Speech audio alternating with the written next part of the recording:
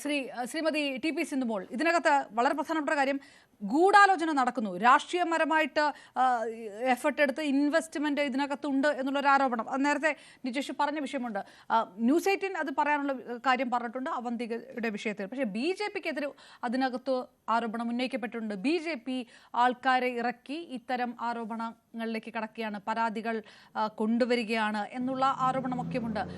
രാഷ്ട്രീയ കളിയാണ് നടത്തുന്നത് എന്ന് കോൺഗ്രസ് പറയുന്നതിൻ്റെ ഒരു സാങ്കത്യം എന്താണ് എന്നറിയില്ല. പക്ഷേ സ്വാഭാവികമായിട്ടും രാഹുൽ മാങ്കൂട്ടത്തിൽ രാജി എന്നുള്ളൊരു വാക്കുപോലും പറയാതെ മാധ്യമങ്ങളെ കാണുമ്പോൾ രാഹുലിനെ വിശദീകരിക്കാനുള്ള സ്പേസ് കൊടുക്കണ്ടേ എന്ന് നിജേഷ് പറയുന്നിടത്ത് അത് തീരുന്നുണ്ടോ, അതോ ഏതെങ്കിലും തരത്തിൽ രാജിവെക്കേണ്ടി വരികയില്ല എന്നൊരു ഉറപ്പ് പാർട്ടിക്കകത്ത് രാഹുലിന് കിട്ടിയിട്ടുണ്ട് എന്ന് തോന്നുന്നുണ്ടോ? Shrimati T P Sindhumol.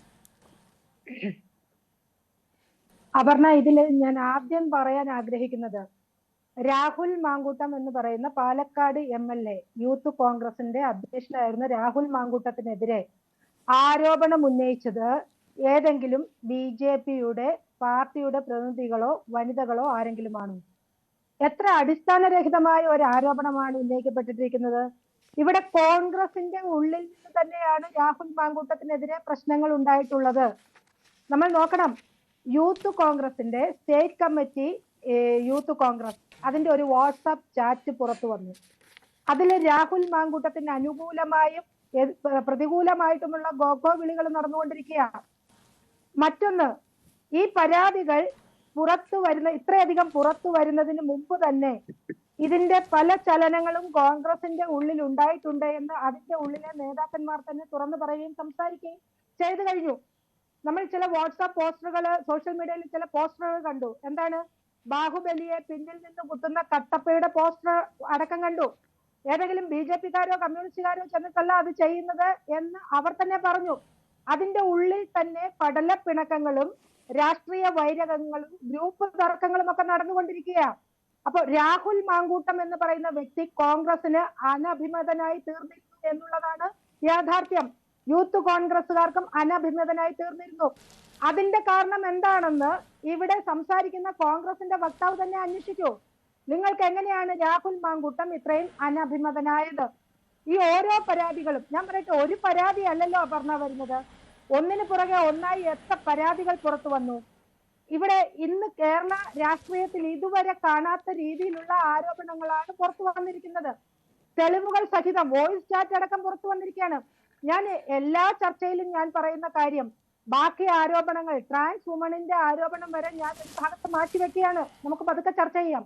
പക്ഷേ ഗർഭചിത്രത്തിന് പ്രേരിപ്പിക്കുന്നു എന്ന് പറഞ്ഞുകൊണ്ട്, അതിനുവേണ്ടി ബലമായി പ്രേരിപ്പിക്കുന്നു എന്ന് പറഞ്ഞുകൊണ്ടുള്ള ഒരു പാവം പെൺകുട്ടിയുടെ നിലവിളിയും കരച്ചിലും കാണാൻ ഇവിടുത്തെ കേരള സമൂഹത്തിന് കണ്ണില്ലാതെ പോയാൽ, കാതില്ലാതെ പോയാൽ ആര് ചോദ്യം ചെയ്യും രാഹുൽ മാങ്കൂട്ടത്തിനെ? BJP അതേ ചെയ്തുള്ളൂ. പാലക്കാട് മഹിളാ മോർച്ചയുടെയും പാർട്ടിയുടെയും പ്രവർത്തകർ ഉൾപ്പെടെ പുറത്തിറങ്ങിയെങ്കിൽ പാലക്കാട് ജനതയ്ക്ക്, കോൺഗ്രസിന് വേണ്ടാത്ത ഒരാളെ പാലക്കാട് ജനതയ്ക്ക് വേണ്ട എന്നുള്ള നിശ്ചയദാർഢ്യത്തിൽ തന്നെയാണ് ഞങ്ങൾ സമരരംഗത്തേക്ക് വന്നിട്ടുള്ളത്.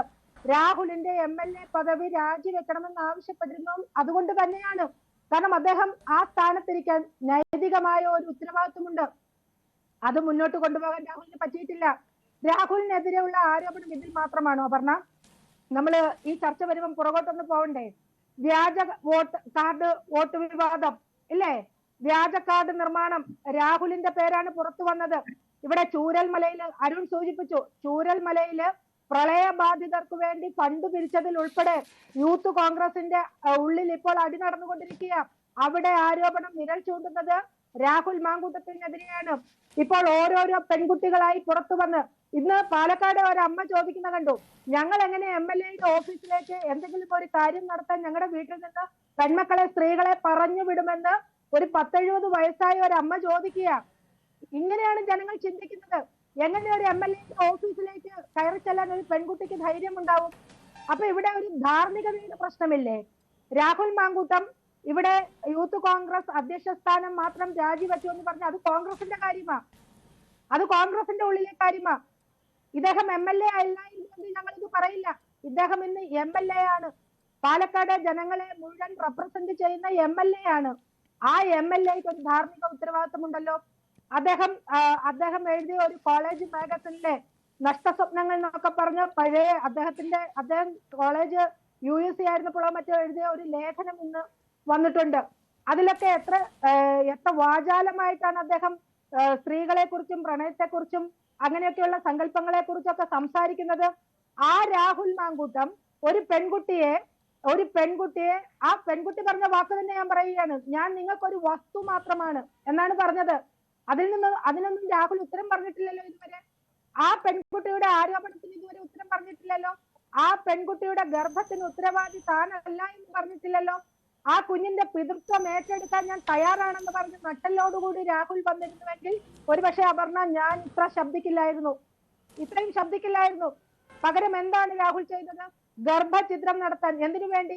രാഹുലിന്റെ വളർച്ചയ്ക്ക്, രാഹുലിന്റെ ഉയർച്ചയ്ക്ക്, രാഹുലിന് വേണ്ടി. ആ പെൺകുട്ടി പറയാണ്, നിനക്ക് മാത്രം എന്നുള്ള ചിന്തയേ ഉള്ളൂ, നീ എന്തുകൊണ്ട് എന്നെ കുറിച്ച് ചിന്തിക്കുന്നില്ല എന്ന് ചോദിക്കുന്ന വോയിസ് ക്ലിപ്പ് അപർണയും കേട്ടല്ലോ.